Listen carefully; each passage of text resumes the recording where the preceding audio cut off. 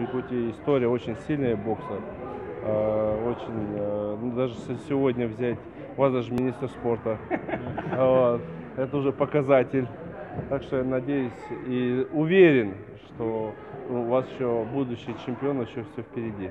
Чемпионата России, что можно сказать?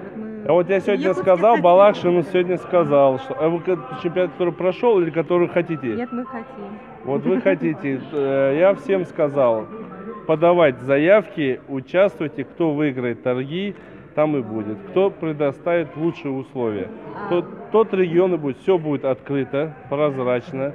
Каждый представитель, когда объявим день, когда будет разыграно, где чемпионат России, каждый представитель приедет и будет презентовать, как он проведет чемпионат России.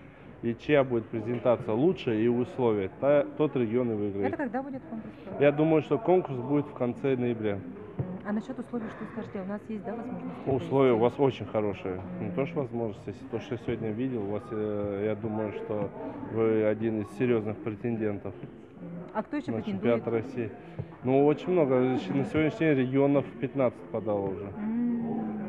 И Бурятия тоже претендует недалеко от вас. И Хабаровск, и Краснодар сейчас претендует. То есть много. Там больше, я представляю, больше 15 регионов подали. А решать будет комиссия, да?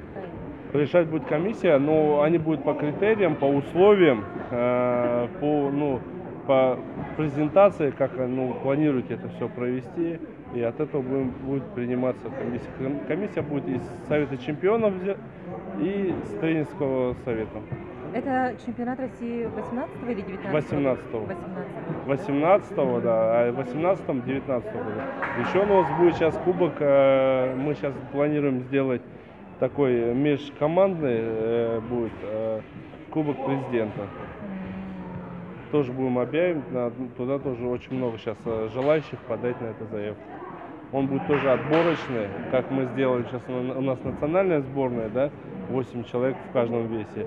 Мы сейчас параллельно делаем сборную 19-22, она будет параллельно национальной сборной, где как раз ее возглавит Николай Дмитриевич Хромов. Вот о нашем лидере что можете сказать? О Василии Егорове сейчас у них спор, да, проходит? Ну, про Егорова имеете? Да. Ну, у него перспектива есть. На чемпионате мира просто чуть-чуть он переволновался. У него были хорошие шансы выиграть. Я думаю, что сейчас он настроится. Тем более сейчас с новым главным тренером будут большие изменения у нас в федерации. Я думаю, что в ближайшее время он, естественно, усовершенствует. Он сейчас на сборах. У него большая перспектива впереди.